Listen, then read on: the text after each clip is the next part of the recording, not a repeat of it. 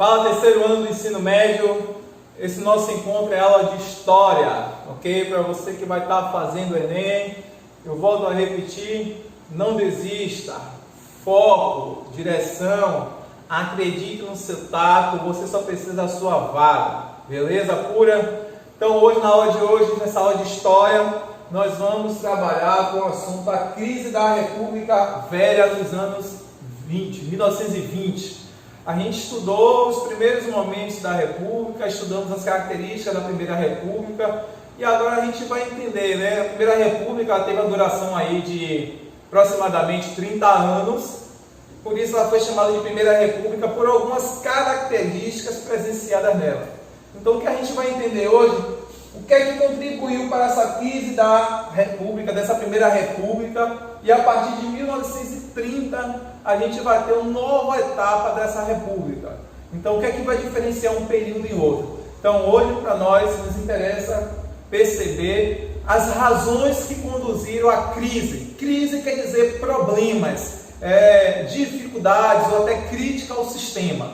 Então a gente já debateu aqui algumas das características dessa Primeira República. E a gente viu que é um regime que normalmente deve ser voltado para o povo, mas que na sua prática não cumpriu o que deveria. Então a gente vai ver. Eu quero antecipar a vocês aí, gostaria que vocês anotassem o diário de vocês, a atividade do capítulo 5, da página 627, ok? E vocês também têm a atividade aí do capítulo 6, a página 633 e a página 641. Eu peço a vocês, quem não tiver o livro, solicite ao colega, acesse a internet, tentem responder e façam as questões que estou enviando para vocês. São questões de simulado, ok? Questões do Enem, questões de vestibular, que está dentro das condições dos nossos estudos. Confio em vocês, beleza? Vem para cá e vamos ver aqui quais foram os problemas. Analisando essa imagem aqui, a gente vê que nos anos 20 a gente já vai ter uma singela processo de urbanização. Aqui é a cidade do Rio de Janeiro e a gente vê o centro da cidade, alguns monumentos, né? A gente vê algumas construções. O que é que representa isso? A significativa importância dos centros urbanos. Porque quando nós estudamos anteriormente, o Brasil nesse período era um país agrário. O principal produto era o café. A maior parte da população estava concentrada na zona rural. E nesse momento aqui a gente já consegue perceber que na década de 20, início dos anos 20 aos anos 30, a gente tem um singelo processo de urbanização, ou seja, parte dessa população já se concentrando nas áreas urbanas. Seria uma classe média, comerciantes, advogados, ex-escravos também, e aí já não vai estar aqui, vai estar nas áreas de favelas. Também a gente vai ter a presença dos imigrantes. Então a gente estudou que o governo impulsionou essa trazida de imigrantes para substituir a mão de obra negra que estava no Brasil, né? Os ex-libertos negros. Então essa imagem representa isso, essa significativa urbanização e a importância.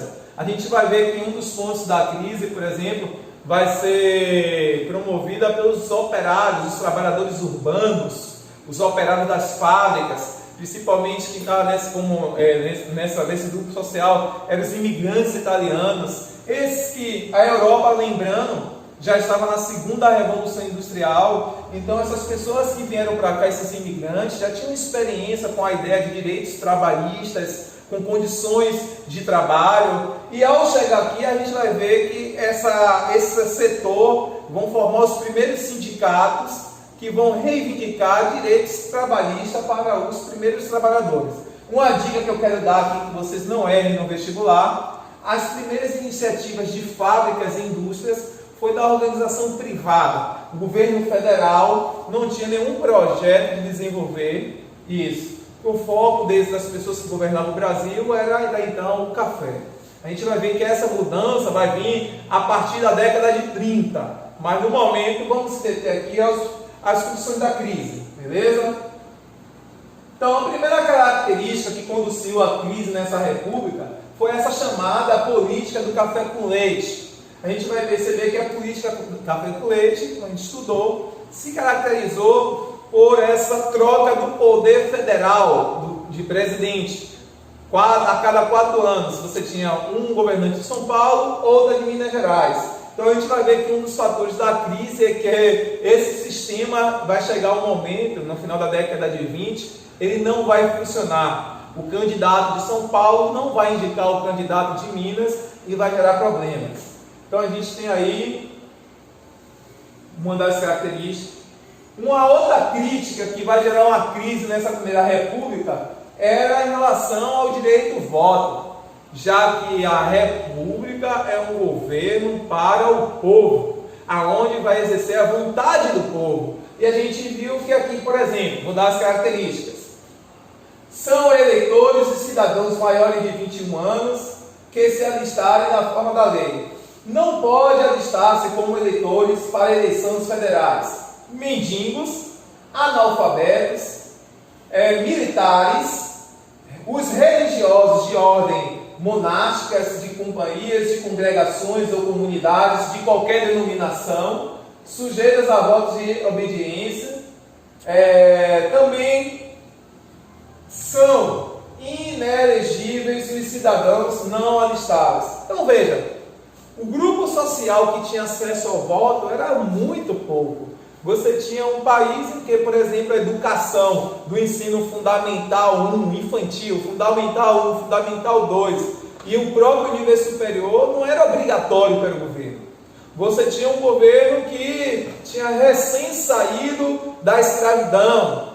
Você tinha um país que ele era rural. Então, em termos de escolaridade, por exemplo, muita pouca pessoa, a escola era para quem tinha dinheiro. Então, até se a gente for analisar essa primeira imagem aqui, a gente vai ver que são pessoas de terno. Então, quando eu falo uma classe média, pessoas que participavam do comércio, que tinham algum recurso. Então, estudar era uma regra para poucos. Então, você vê aí que nem a mulher ela foi citada nessa Constituição de 1891, da Proclamação da República.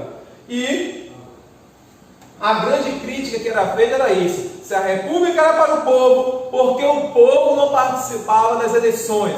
Então se queria uma mudança em relação a isso. Então foi um fator que contribuiu para a crise. Também a política dos governadores, que era justamente o quê? O candidato ele ia se eleger a presidente, os outros estados apoiavam e os governadores, prefeitos. Normalmente os governadores e prefeitos eram pessoas indicadas pelos grandes coronéis dos estados. Então aqui na Bahia você tinha os produtores de cana-de-açúcar, por exemplo, você tinha os produtores de cacau, então nos outros estados você tinha café e outros produtos. Então o fato é que esses grandes fazendeiros influenciavam, então havia essa troca de favores entre esses fazendeiros e esses candidatos a presidentes que eram de São Paulo e de Minas Gerais. E aí o que acontece? O coronelismo tinha esse curral eleitoral. Então foi uma das críticas, um dos fatores que conduziram à crise, porque isso era visto como corrupção da época. A classe média, a gente vai ver aqui que tiveram os grupos que se manifestaram contra isso, vão fazer justamente uma crítica a essa realidade de voto. Então é por isso que é chamado de Primeira República, por essas características. Então aqui está o exemplo, né? A gente tem sempre questões de prova em relação a isso.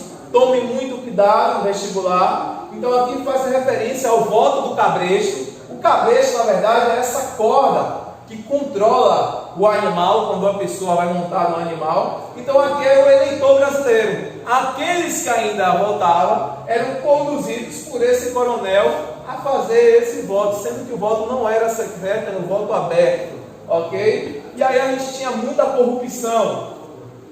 Então, aqui, né, até uma brincadeira, o voto de cabresto ontem e hoje. Antes, o coronel conduzia pela corda. Hoje, esse voto ele é trocado. Isso acontece muito no interior, nas cidades. O voto ele é secreto, mas o camarada diz lá: olha, meu querido, você vai ganhar uma dentadura, você vai ganhar um telhado da casa, um milheiro de bloco, um padrão de time de futebol. Então, quando a gente tem aqui o dinheiro, isso mostra que hoje só consegue ganhar a eleição no Brasil quem tem o apoio dos empresários e quem tem dinheiro para investir na campanha. Então aqui, ó, aberta a temporada de negociações. Então, mesmo o voto sendo secreto, hoje quem pratica a corrupção são os eleitores. Tá um outro exemplo aí, né, da época, o voto do Cabresto ontem e hoje. Então, mostrando essa condução do eleitor na marra, essa dependência. Então, algumas características. E a indústria? Alguns fatores favoreceram o desenvolvimento industrial, em especial em São Paulo, porque a gente tem aí o fim da Primeira Guerra Mundial, a Europa vai estar devastada. Na década de 20, você vai ter a crise de 29, os Estados Unidos também vai ficar prejudicado. E esse momento foi um momento ideal aonde possibilitou o crescimento do mercado interno, porque você deixa de comprar nos Estados Unidos, deixa de comprar em outros lugares, e agora as pessoas passaram a concentrar o mercado interno. A mão de obra é barata, classe média que tinha na época, e também os imigrantes que estavam aqui querendo qualquer coisa para sobreviver. A possibilidade de abrir pequenas fábricas, né? Porque abrir pequenas fábricas, como a Europa estava devastada do pós-guerra, se reconstruindo, os Estados Unidos em algum momento também vai passar por uma crise econômica, foi um momento legal para se abrir empresas, ok? E os investimentos do café. Então, as primeiras empresas, como eu falei, não foi do governo federal, foi iniciativas privadas. Essa imagem aqui, o movimento operário. Operários são os trabalhadores, os proletários das primeiras fábricas. Essa foi a primeira grande greve aqui no Brasil, aonde o movimento operário estava reivindicando os direitos trabalhistas. Então aqui, ó, 70 mil operários cruzaram os braços em São Paulo em junho de 1971. Foi uma das maiores e mais famosas greves instaladas no centro urbano brasileiro. Então, para aí, 70 mil, você tira que era grande, né? O movimento operário, em junho de 1917, buscava liberdade, todas as pessoas detidas por motivo de greve, lembrando que a greve ela era proibida, era tida como crime, não é que nem hoje policiais, rodoviários, professores fazem greve, naquele momento era crime, ok? Direito de associação sindical sem punição como demissão, então eles queriam ter direito de ter os seus sindicatos. A ambição do trabalho de menores de 14 anos, a proibição também, você tinha um trabalho infantil de menores de 14 anos, a ideia era que essas pessoas com 14 anos pudessem estudar, a proibição de menores de 18 anos e mulheres em trabalhos noturnos, lembrando que você não tinha direitos trabalhistas. A outra reivindicação era o aumento de 35% nos salários inferiores a R$5, pagamento dos salários efetuado quinzenalmente e no mais tardar 5 dias após o vencimento, garantia dos operários de trabalho permanente, jornada de 8 horas semanais, aumento de 50% em todo o trabalho que fosse além de 8 horas. Então o movimento operário, então veja que o que o movimento operário dessa época de 1917 estava reivindicando é o que nós temos hoje nos direitos dos trabalhadores. Salário mínimo, 8 horas de serviço, passou das 8 horas você ganha um auxílio a mais, auxílio maternidade, tudo que está na CLT, que são os direitos dos trabalhadores. Então, a questão operária era caso de polícia. Então a gente vai ter aí o governo federal caiu para cima também, e nesse momento vai ser fundado aqui no Brasil o Partido Comunista Brasileiro, lembrando que na Europa a gente teve a Revolução Russa justamente em 1917, e a Revolução Russa, o movimento de esquerda, as ideias socialistas, comunistas também vão chegar aqui no Brasil, já que esses imigrantes que vieram também da Europa já tinham conhecimento dessas informações. E o objetivo desse movimento de esquerda no Brasil era justamente representar aquela população menos favorecida. Então, a fundação do Partido Comunista Brasileiro, em 25 de março de 1922, no Congresso, eles tinham como objetivo reivindicar direitos para os trabalhadores, beleza?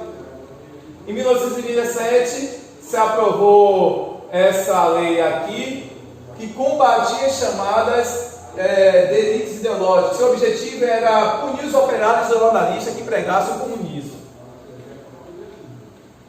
década de 20. Então, na década de 20, a gente tem aqui, durante os anos 20, a política do café com leite foi questionada por vários setores da população. Como eu falei, o principal motivo da crise era a forma como essa república ela se conduzia. Então, as camadas médias urbanas, os operários, os grupos ligados à indústria e jovens oficiais do exército, como o movimento tenentista, vão fazer vários movimentos de reivindicação, querendo que se mudasse esses pontos da Constituição ou a proposta de uma nova Constituição, porque a República não condizia com o que deveria ser, o que ela pregava.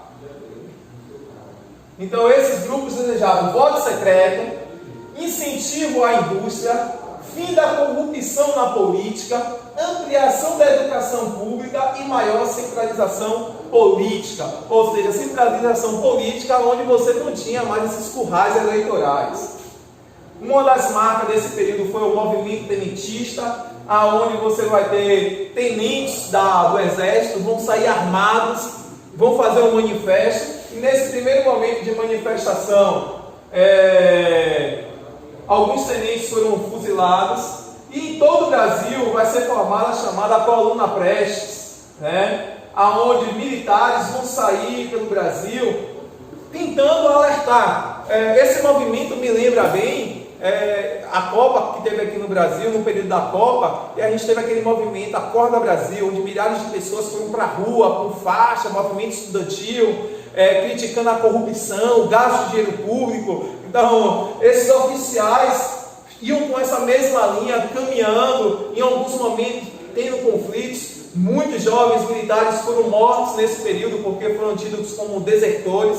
E o principal objetivo era o combate à corrupção e a forma como essa república funcionava. Então a gente vai ter aqui, deixa eu adiantar aqui, senão a gente não chega lá, o movimento tenentista, O que eu posso passar mais aqui para vocês, algumas informações.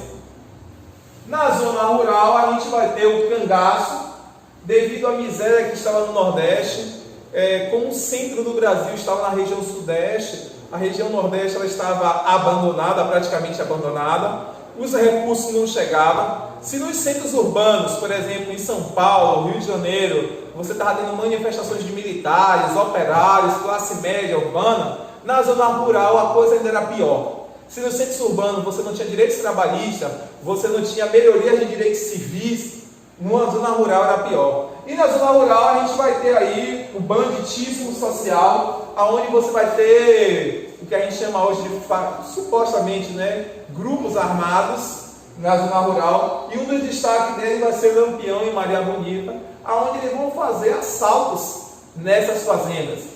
Então, claro que o principal objetivo era sobreviver. As condições do trabalhador rural era quase uma relação de escravidão, essa dependência dos senhores, e essas pessoas vão buscar um estilo de vida dentro da área rural que sobrevivesse. Só que o governo federal vai intervir e vai matar muitas dessas pessoas, beleza? Vou encerrar aqui com vocês a parte que eu quero mostrar a vocês aqui, encerrar.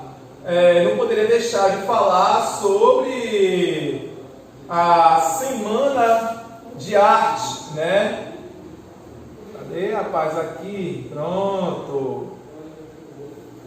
No plano cultural, um dos eventos mais importantes foi a Semana de Arte Moderna, em 22, a corrida, aonde esse movimento ele vai expressar na cultura o modernismo, influenciado por essa parte europeia. Então a gente vai ter vários atores, como Tarsila de Amaral e outras pessoas.